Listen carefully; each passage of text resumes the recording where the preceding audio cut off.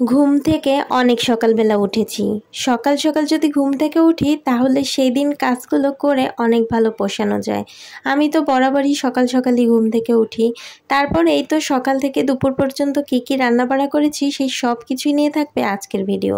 So hello everyone, আসসালামু আলাইকুম, কেমন আছেন সবাই? এই তো সকালবেলা ঘুম থেকে উঠেই প্রথমে আমার কাজ থাকে নামাজ পড়েই ভাতটা বসিয়ে দেওয়া। যেহেতু আমার শ্বশুর শাশুড়ি অসুস্থ সেহেতু তাড়াতাড়ি করে ভাতটা বসিয়ে দিয়েছি। এরপর এই তো আগের দিন অনেকগুলো কৌটা কাপড় ধুয়েছিলাম, রান্নাঘর একটু একটু করে পরিষ্কার করি। আমি প্রতি সপ্তাহে সব কিছু ধুয়ে মুছে পরিষ্কার করে রাখি যাতে আমার পরবর্তীতে কষ্টটা কম হয়। যদি কাজগুলো জমানো থাকে তাহলে অনেক বেশি কষ্ট হয়। একা হাতে যেহেতু সব কাজ করতে হয় এজন্য কোনো কাজই ফেলে রাখি না। যখন যেটা মনে হয় করতে হবে তখন সেটা ঝটপট করে ফেলি।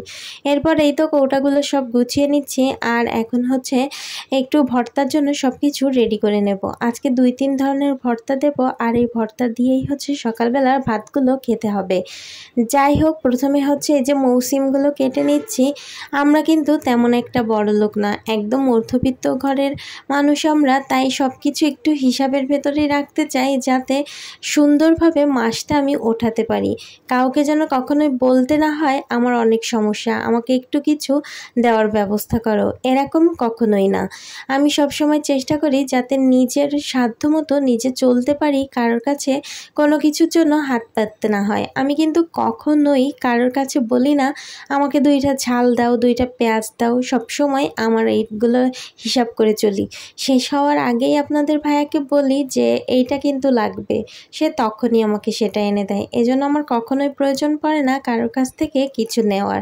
তো যাই হোক, অনেক কথাই বলে ফেলেছি, তারপর সোজা চলে এসেছি। সকালবেলা আমি একটা ওয়েট লস করার জন্য এই চাটা বানিয়ে খাই। এটা প্রথমে জিরাটা ভিজিয়ে রাখি, সারা রাত ভরে ভিজে থাকে। তারপর সকালবেলা উঠে দারচিনি আর আদা দিয়ে এটাকে জাল করি, একদম অর্ধেক করে ফেলি জাল করে। এরপর সেটা বাসি পাটে খেয়ে নিই। তো খাওয়া দাওয়া শেষ করেছি, ভাতও খেয়ে নেওয়া হয়ে গেছে। এরপর সোজা আর দুপুরে রান্না করতে চলে এসেছি। প্রথমে আজকে মেটে আলু রান্না করব, তাই সেটা একটু গরম পানি দিয়ে ধুয়ে নিলাম। এখন পালং শাক বসিয়ে দেব।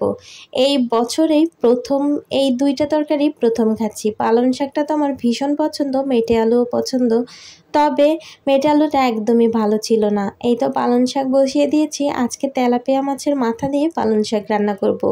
মাথাটা যেহেতু অনেকটাই বড় ছিল তাই ছোট ছোট করে কেটে নিয়েছি, তাহলে মাথার ভেতর সব কিছু সুন্দর মতো ঢুকে যাবে। আমার কাছে শাক রান্না করতে তেলালা মাছ অথবা মাছের মাথা, এই 2টা জিনিস হলে আমার কাছে কেন জানি না বেশি ভালো লাগে।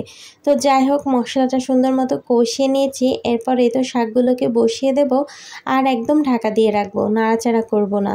যখন শাকটা একদম সেদ্ধ হয়ে যাবে তখন উল্টাপাল্টা করে সুন্দর করে নাড়াচাড়া করে তারপর মাছটা বসিয়ে দেব। আমি শাকটা এইভাবেই রান্না করি, খেতে মাশাআল্লাহ ভীষণ মজা হয়।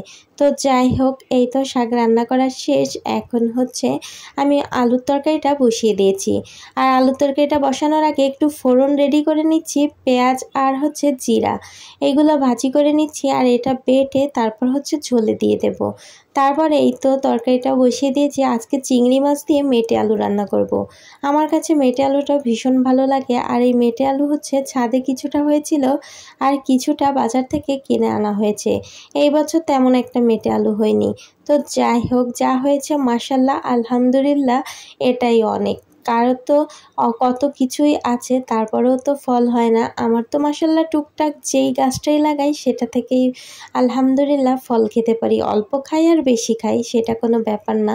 তো যাই হোক, সার শক্তি ছাড়াই যে এতটুকু ফল খেতে পারছি এটাই তো কত।